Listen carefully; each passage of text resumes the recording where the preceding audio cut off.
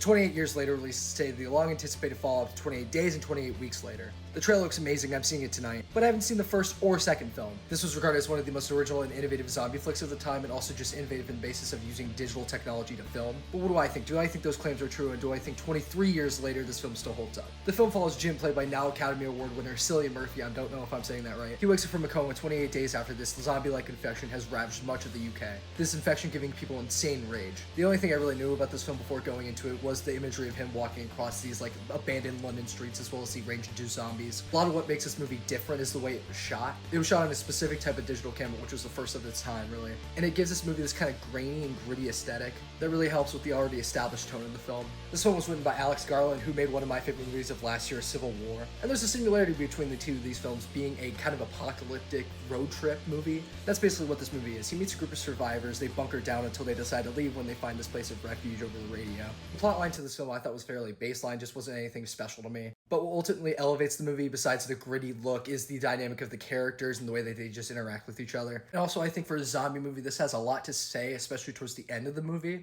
Bits of the first act and a lot of the second half is surprisingly funny, and then it gets to the beginning of the third act, which is kind of takes a turn which I wasn't really expecting. It's supposed to make you uncomfortable, but everything ultimately leads to this really thrilling set piece that thematically makes sense and is resonant, and also just satisfies everything. Now, I don't know what the budget of this film was, but it really makes you believe that all these places around London and the UK were really abandoned. Just how they shoot everything, often having wide shots and just holding it there. But Danny Boyle, the director of this film, just does a great job of establishing this world and making it all feel so real. The actual zombies of this film are, I guess, infected or used very sparsely in this film, which makes them all the more thrilling when they actually show up. And their design of just this mangled body with these just glowing red eyes is quite spectacular. I think the reason this film is still so widely regarded is how different it feels, especially even after all of these years that have passed. It still feels like its own unique thing. And that's not even necessarily just because it's a time capsule of the time. The thing that ultimately resonated with me the most was how much this movie had to say, and I hope that still follows through, 28 years later. I don't know, I'll find out tonight, and follow for more if you like content like this, if you want to see that inevitable review of 28 years later.